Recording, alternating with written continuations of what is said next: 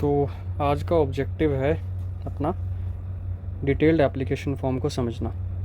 Detailed application form जो CAPF 2024 के लिए पिछले वीक UPSC ने विंडो ओपन किया था, जिसके लिए तो नॉर्मली बहुत सारे लोगों ने फ़िलअप ऑलरेडी कर दिया होगा, बट यहाँ पे पॉइंट है कि हम उसको समझें कि ऑब्जेक्टिवली कि UPSC डिटेल्ड एप्लीकेशन फॉर्म आपसे क्यों ले रहा है। तो इसके मेनली दो पर्पज़ हैं। पहला पर्पज़ है कि आपके बारे में जितनी भी इन्फॉर्मेशन है वो कमीशन के पास होनी चाहिए, क्योंकि उसको आपकी इन्फॉर्मेशन को वेरीफाई करना है। और जब आपको सर्विस एलोकेट होगी, वहाँ पे जो आपका डोजियर बनेगा उस फाइल में आपकी ये सारी पर्टिकुलर इन्फॉर्मेशन जो है वो जाएगी, और ये इन्फॉर्मेशन आपको बहुत ही क्लैरिटी के साथ बिल्कुल करेक्ट तरीके से फिलअप करके कमीशन को देनी है। और दूसरा पर्पज़ है कि जब आप इंटरव्यू देने जाएंगे तो कमीशन को आपके बारे में कुछ पता होना चाहिए, ताकि वो उसके बेसिस पे आपसे व्यूज़ मांग सके, आपका ओपिनियन ले सके और आपसे बात कर सके। सो इट इज़ मोर और लेस लाइक अ डेट, जहाँ पे आपको इन्फॉर्मेशन अपने बारे में पहले ही देनी है उनको कि जी ऐसा ऐसा है, यहाँ से मैं आता हूँ, ये मैंने किया है, ये मेरे शौक़ हैं, ये हॉबीज़ हैं, ये मेरे इंटरेस्ट हैं, अपनी लाइफ में मैंने ये चीज़ें की हैं आज तक। एंड देन दे विल जज कि आपने जो कुछ भी किया है अभी तक लाइफ में वो उनके लिए कितना ज़रूरी है और आपने उसको कितनी शिद्दत से किया है ना। इट इज़ लाइक कि जो आदमी अपनी ज़िंदगी में अपने इंटरेस्ट को अच्छे से नहीं कर रहा, वो आगे जाके फोर्स के इंटरेस्ट को कैसे सर्व करेगा और नेशन के इंटरेस्ट को कैसे सर्व करेगा। तो वो क्वेश्चनिंग जो है, इसके लिए आपसे ये डैफ मांगा जाता है कि आपको थोरोली जज किया जा सके। ठीक है, तो अब हम एक फॉर्मेट देख लेते हैं कि डैफ किस तरीके से होता है। तो ये मेरा अपना डिटेल्ड एप्लीकेशन फॉर्म है ईयर 2022 के लिए।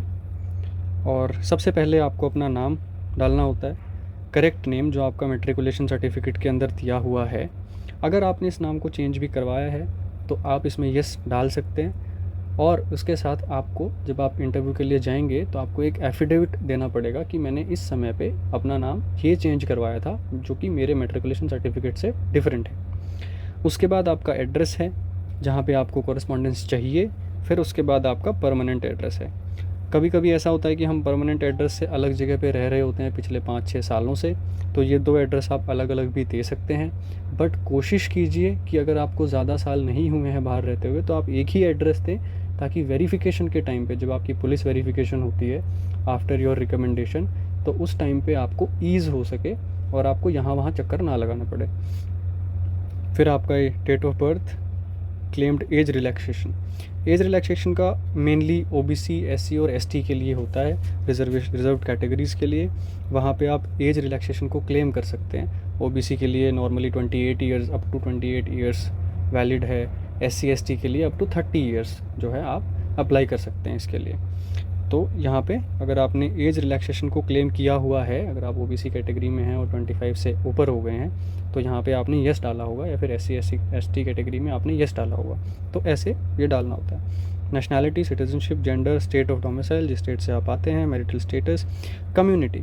ये एक बहुत ही इंपॉर्टेंट पॉइंट है, क्योंकि कम्युनिटी सर्टिफिकेट्स में बहुत बड़ा इशू ये आता है मेनली जब आप डॉक्यूमेंटेशन में जाते हैं और रिकमेंडेशन के बाद भी बहुत से लोगों का सिलेक्शन प्रोविजनल रखा जाता है, बिकॉज उनके डॉक्यूमेंट्स में कोई ना कोई गड़बड़ होती है। किसी की जो है ग्रेजुएशन डिग्री में दिक्कत होती है, किसी की 12th 10th की मार्कशीट में या सर्टिफिकेट में प्रॉब्लम होती है, किसी की कम्युनिटी सर्टिफिकेट में प्रॉब्लम होती है। तो मेनली क्या होता है कि OBC, EWS, SC ST categories जो होती हैं, इनके लिए एक सर्टिफिकेट बनता है, कम्युनिटी सर्टिफिकेट, कि आप इस पर्टिकुलर कम्युनिटी से बिलोंग करते हैं।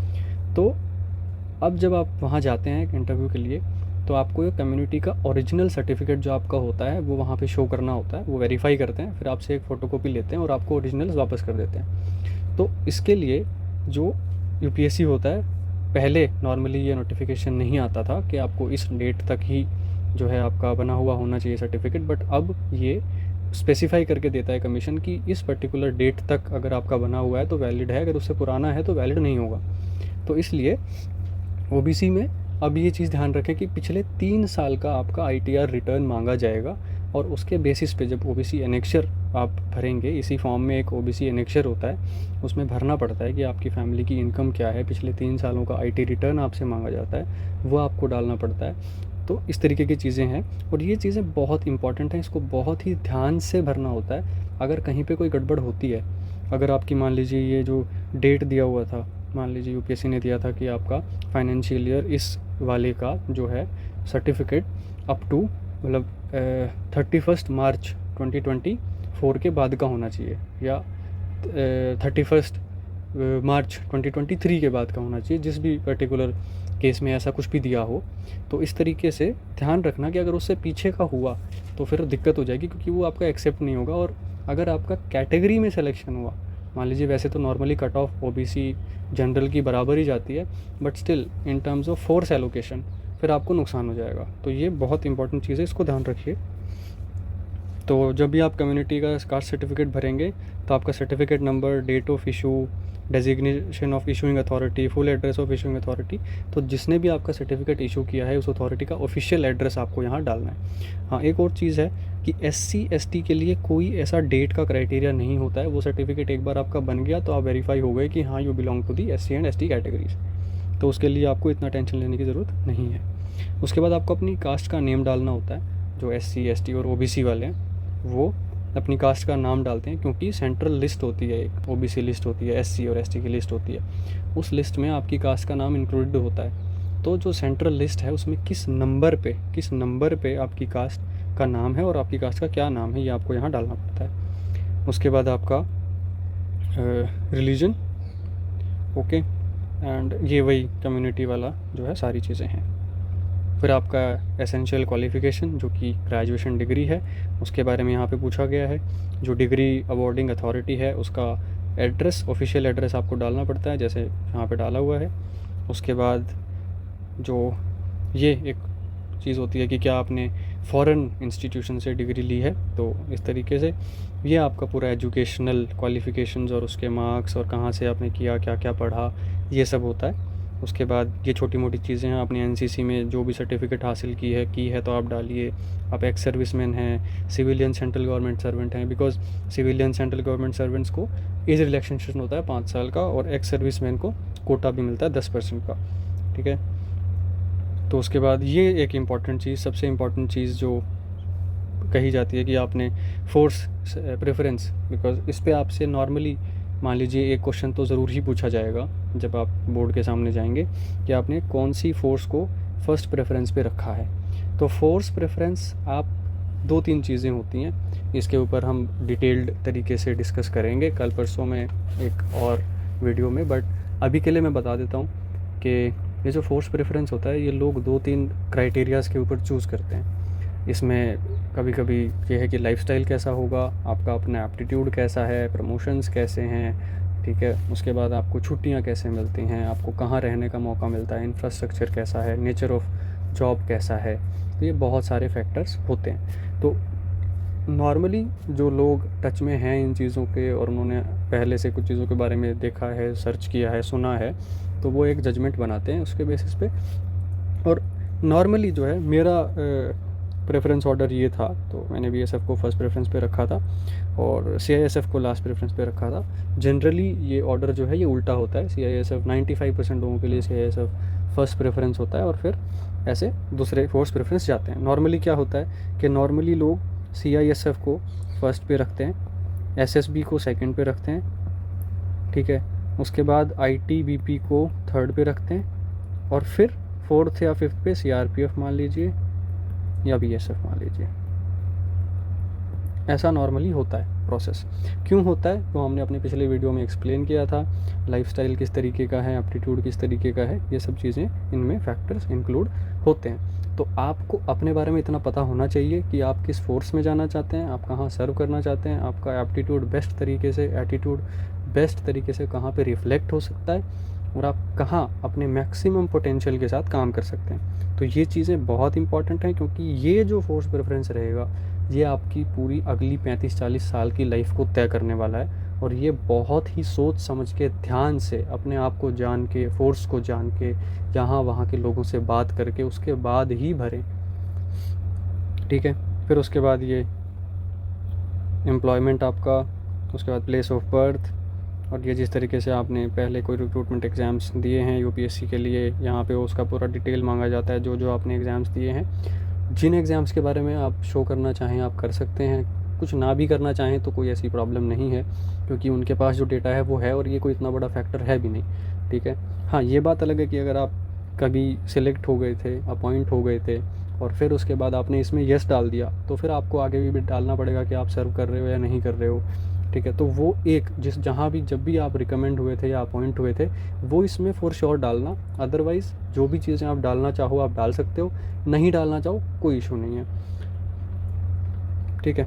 उसके बाद में है आपका ये जो क्वेश्चन है, डिबार्ड आपको कभी किया गया है या नहीं किया गया है। फिर आपके फैमिली के बारे में क्वेश्चनिंग है कि आपके फादर कहाँ से हैं, क्या करते हैं, आपकी मदर क्या करती हैं, ठीक है। तो ये पूरा का पूरा उनके बारे में, उनका एड्रेस वगैरह, और वो कहाँ से ओरिजिनली थे, और उनकी ज़मीनें कितनी हैं। फिर आप लैंग्वेजेस कौन से इस्तेमाल मतलब काबिल हैं करने के, बोल सकते हैं या लिख सकते हैं, तो आप यहाँ पे लिख दीजिए। जैसे मान लीजिए मुझे हिंदी और इंग्लिश आती है, और मैंने कहाँ कहाँ कौन से लेवल पे ये 2 लैंग्वेजेस पढ़ी हैं, तो ऐसे आप मेंशन कर सकते हैं, ठीक है। फिर उसके बाद ये वाला आपका आ गया, इसके बारे में हम लास्ट पेज पे डिस्कस करेंगे, तो इसको अभी रहने देते हैं। फिर उसके बाद आपने कितनी बार CAPF एग्ज़ामिनेशन दिया है, ठीक है, और उस कब दिया है, और कभी आप सेलेक्ट हुए या नहीं हुए, ठीक है। और अगर आप इसमें येस या नो जिस हिसाब से भी डालेंगे, उसके हिसाब से फिर क्वेश्चनिंग अदर हो जाएगी कि अच्छा अगर आपको मिला तो फिर आपने ज्वाइन नहीं किया, ज्वाइन ना करने के कौन कौन से कारण थे। हो सकता है आपका डॉक्यूमेंटेशन क्लियर ना किया गया हो,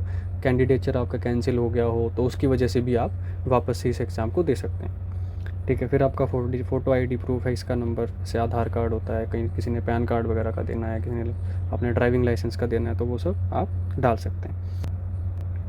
हाँ, तो ये आ गया अपना लास्ट पेज जो है, ये सबसे इम्पॉर्टेंट है, क्योंकि ये कमीशन में जब आप इंटरव्यू देने जाएंगे तो इंटरव्यू बोर्ड के पास ये वाला पेज आपका होगा, और इसी पेज के ऊपर वो आपकी इन्फॉर्मेशन पे आपको जज करेंगे। तो अब अपन ये डिस्कस कर लेते हैं जो हमने पीछे छोड़ दिया था, कि पर्टिकुलर्स जो आपके हैं, कि आपको कोई प्राइज़, मेडल, स्कॉलरशिप मिला है या नहीं मिला है। तो देखो मुझे तो मिला नहीं था कभी, तो मैंने इसको खाली छोड़ दिया। अब ऐसा है, अगर आपको मिला हुआ है तो बहुत अच्छी बात है, आप उसको शो करिए, आपका एक वेटेज बढ़ता है कि हाँ यू आर हैविंग समथिंग, और आपके अंदर और भी कैपेबिलिटीज़ हैं। लेकिन अगर नहीं भी मिला हुआ है तो आप इसको खाली छोड़ सकते हैं, कोई ऐसी ज़बरदस्ती से कुछ फिल करने की ज़रूरत नहीं है, झूठ बोलने की ज़रूरत नहीं है। जो भी आपके पास रियल इन्फॉर्मेशन है, अपनी ट्रू इन्फॉर्मेशन है, वो इसमें डालिए।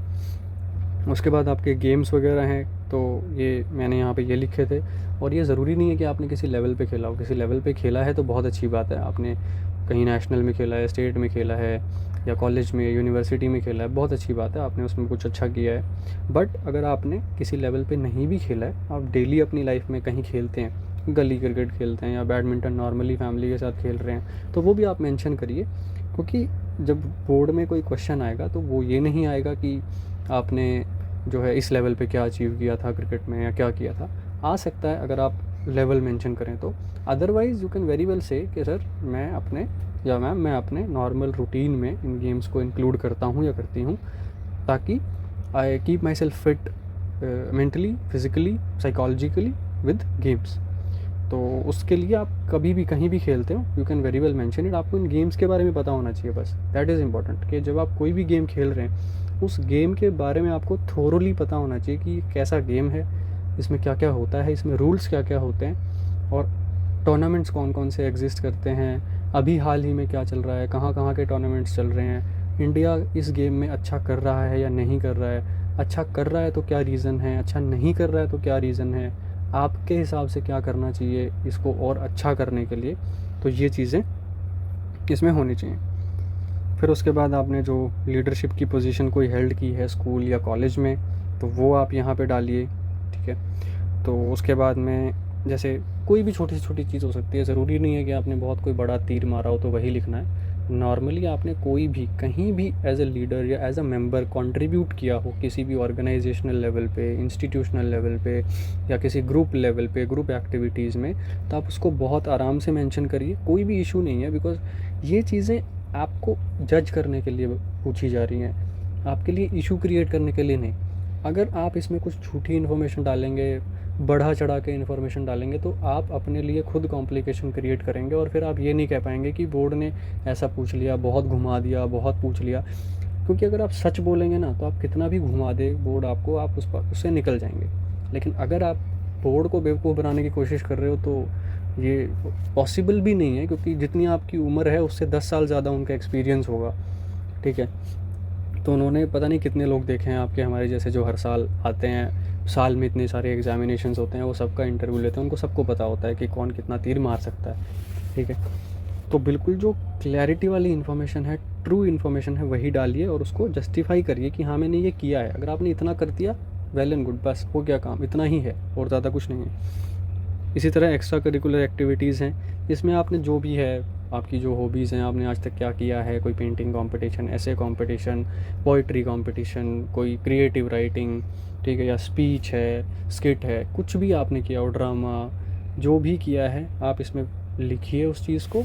और अगर इस पे कोई क्वेश्चनिंग आती है तो बहुत ही आराम से, सहजता से, आपको अगर किसी चीज़ के बारे में नहीं भी पता है, फॉर एग्जांपल आपने लिख दिया कि मैंने ड्रामा किया है, और अगर वो आपसे किसी प्ले के बारे में पूछ ले, किसी कहानी के बारे में पूछ ले और आपको नहीं पता, आपने नहीं सुना, तो यू कैन वेरी वेल बहुत आराम से कह सकते हैं कि सर ये वाला मैंने नहीं देखा है या मैंने नहीं सुना है, अब देखेंगे, अगर इतना बेहतर है तो हम अभी देखेंगे इसको, ठीक है। तो आप इस तरीके से जवाब दीजिए सहजता से, बिना घबराए। इसी तरह आपकी हॉबीज़ में कुछ भी हो सकता है, आप रीडिंग करते हैं, पेंटिंग करते हैं, गाना गाते हैं, लिखते हैं, जर्नलिंग करते हैं, anything can be there, diary keep करते हैं आप, तो वो सब बहुत ध्यान से आप लिखिए, क्योंकि जो भी आप लिखेंगे उस पर आपका जजमेंट बनेगा। और अगर आप अपनी ही बातों को जस्टिफाई नहीं कर पाए तो फिर आपके मार्क्स नहीं आ पाएंगे, क्योंकि नॉर्मली ऐसा होता है कि लोग बहुत बढ़ा चढ़ा के लिख देते हैं और फिर वो आइडेंटिफाई करके कोई एक ऐसा क्वेश्चन पूछ लेगा जहाँ पे आपको नहीं पता होगा और फिर आप फंस जाओगे। इसी तरह एजुकेशनल क्वालिफ़िकेशंस में नॉर्मली जो मार्क्स होते हैं इन पे इतना ध्यान नहीं होता है, क्योंकि क्वालिफाइंग जो चीज़ें हैं, जैसे मान लीजिए ऐसा कोई क्राइटेरिया तो है नहीं कि आपके 50% से ज़्यादा होने चाहिए या 60% से ज़्यादा होने चाहिए। ये कहते हैं कि आप जस्ट पास भी हों तो भी आप एलिजिबल हैं, लेकिन जितने आपके मार्क्स का वेरिएशन आएगा किसी का ध्यान जा सकता है। जैसे जो CDS में SSB होती है उसमें बहुत ही ज़्यादा इस फैक्टर को इंक्लूड किया जाता है कि आप कंसिस्टेंट क्यों नहीं हैं अपनी स्टडीज़ में। अगर आपके मार्क्स वैरी कर रहे हैं कि भाई 10वीं में ज़्यादा आ गए, 12वीं में कम आ गए, ग्रेजुएशन में और कम आ गए, PG में एकदम से बढ़ गए, तो इसको आप जस्टिफाई कीजिए कि क्या हुआ है। अगर आप कंसिस्टेंट नहीं हैं इसका मतलब ये हुआ कि आप अलग अलग टाइम पे अलग अलग चीज़ें करते हैं, और फिर आपसे ये एक्सपेक्ट नहीं किया जा सकता कि एक मोनोटोनस लाइफस्टाइल में आप बिल्कुल जो है आप अपना पोटेंशियल को मेंटेन करते हुए हर रोज़ परफॉर्म कर पाएंगे। सो दैट बिकम्स डिफ़िकल्ट, क्योंकि वो आपके पैटर्न को दिखा रहा है, वो आपके साइकोलॉजिकल पैटर्न को दिखा रहा है, वो आपकी लाइफ के पैटर्न को दिखा रहा है, वो आपके डिसीजंस के पैटर्न को दिखा रहा है। तो ये अगर कोई चीज़ बहुत ज़्यादा वेरी कर रही है तो इसके पीछे की रीज़निंग आप तैयार रखिए कि क्या रीज़न था और उसको ठीक करने के लिए आपने क्या किया और उसके बाद आप क्या कर रहे हैं। क्योंकि अगर आपने रिटन एग्ज़ाम क्वालिफाई किया है और आप वहाँ बैठे हैं तो आपने बेटर तो किया है अपनी लाइफ में ऑब्वियसली, तभी वहाँ हैं। तो आप ये रीज़न्स तैयार रखिए कि आपने क्या किया, किस तरीके से किया और अभी आप क्या करते हैं, ठीक है। और ये आपके सब्जेक्ट्स के ऊपर बहुत इंपॉर्टेंट क्वेश्चन बनता है। अगर आपने जो भी सब्जेक्ट पढ़े हैं ग्रेजुएशन में या पोस्ट ग्रेजुएशन में, उनके ऊपर बहुत अच्छे से you must have something that shows कि भाई आपने थोरोली अपनी चीज़ों के बारे में ध्यान दिया है, आप जो भी करते हैं उसमें आप पूरा जी जान लगा के चीज़ें करते हैं और you are serious about yourself, your studies and everything. तो उसके ऊपर आपसे क्वेश्चनिंग आ सकती है मेनली। जैसे अगर किसी ने ह्यूमैनिटीज़ के सब्जेक्ट या पॉलिटिकल साइंस या IR वगैरह पढ़ा है तो उस पर तो बहुत ज़्यादा क्वेश्चनिंग बनती है, बिकॉज़ अभी जियो पॉलिटिकल सिनेरियो जो चल रहा है, सिक्योरिटी सिनेरियो चल रहा है, लेटेस्ट डेवलपमेंट्स हो रही हैं इंटरनेशनल रिलेशंस में, डोमेस्टिक पॉलिटिक्स में, इलेक्शंस के ऊपर बात होती रहती है, और फोर्सेस का इंटरेक्शन पॉलिटिक्स के साथ कैसा है, इंस्टीट्यूशनल लेवल पे कैसा है। तो ये सब चीज़ें हैं इसमें। तो जिनके भी इस तरीके के सब्जेक्ट्स हैं वो खास इस बात पे ध्यान रखें कि आपको करंट नॉलेज बहुत ज़्यादा चाहिए होगी और इसको बहुत अवेयरनेस के साथ करना है। उसके बाद जैसे मान लीजिए किसी के पास साइंस के ऐसे सब्जेक्ट्स हैं जो यूज़फुल हैं, किसी के पास कंप्यूटर साइंस है, जैसे मेरे पास जियोलॉजी था। जियोलॉजी ऑल्सो इज़ इम्पॉर्टेंट कि जब हम जोग्राफिकल वेरिएशंस के बारे में बात करेंगे, डाइवर्सिटी के बारे में बात करेंगे, तो हम अगर उसको समझ पाए तो एक्लेमेटाइजेशन बिकम्स ईजी। और हमें बहुत सारे फैक्टर्स को हम यूज़ कर सकते हैं, जियोलॉजी को हम यूज़ कर सकते हैं। जैसे जब ग्राउंड होता है तो हम ग्राउंड को वॉरफेयर के टाइम पे कैसे इस्तेमाल करते हैं, तो वो जियोलॉजी में बहुत आप समझ सकते हैं उस चीज़ को, ठीक है। इसी तरह से कंप्यूटर साइंस में साइबर सिक्योरिटी का डोमेन आ गया है आजकल, ठीक है। और बायोलॉजिकल वॉरफेयर है, केमिकल वॉरफेयर है, तो ये छोटी छोटी चीज़ें आपसे पूछी जा सकती हैं, देयर इज़ अ पॉसिबिलिटी। तो इन चीज़ों को तैयार रखिएगा, ठीक है। उसके बाद ये एक प्लेस ऑफ बर्थ जो है, यहाँ जहाँ भी आप रहते हैं, जो भी आपका एड्रेस है, उसके बारे में भी आपको थोरोली हर चीज़ का पता होना चाहिए कि वहाँ पे सोसाइटी कैसी है, वहाँ की इकॉनमी कैसी है, वहाँ की पॉलिटिक्स कैसी है, और वहाँ पे ज्योग्राफी कैसे काम करती है, आपके यहाँ एग्रीकल्चर कैसे काम करता है, ओवरऑल चीज़ें जो है वो कल्चरल चीज़ें कैसे काम करती हैं।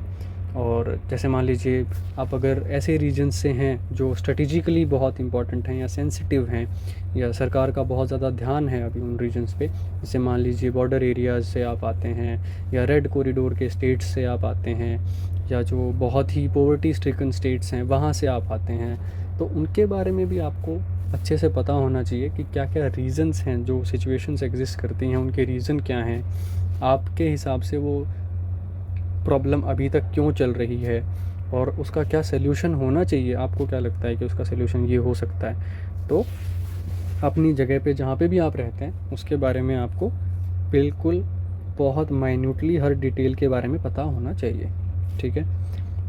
तो ये था डैफ के बारे में। और अगर कोई भी क्वेश्चनिंग है आपकी इससे रिलेटेड, तो आप जो है टेलीग्राम पे you can very well join our group. Interview guidance के लिए एक हमारा अलग से ग्रुप है, उसमें आप आइए, आपके जो भी सवाल हैं आप यहाँ भी पूछ सकते हैं कमेंट्स में, और वहाँ भी पूछ सकते हैं। तो आई होप कि दिस विल हेल्प यू। और बिल्कुल भी ऐसा कुछ डैफ में परेशान होने वाली कोई बात नहीं है, ऐसा कोई मिथ नहीं है कि सब कुछ ही आपका डैफ पे हो जाएगा। This is a very basic information about you that is very helpful for the board also. और एक ऑफिसर से ये डिमांड मतलब एक्सपेक्टेड है कि आप अपने बारे में सब कुछ जानें, अपने बारे में आपको बहुत चीज़ें बहुत सटीकता से, क्लैरिटी से आपको पता हों, ताकि आप अपनी ड्यूटीज़ को बहुत अच्छे तरीके से परफॉर्म कर पाएँ, ठीक है। तो इसके लिए आई होप कि इस सेशन ने आपको हेल्प किया होगा, and wish you all the best. You can connect with us on Telegram, and the link will be shared in the description. Thank you.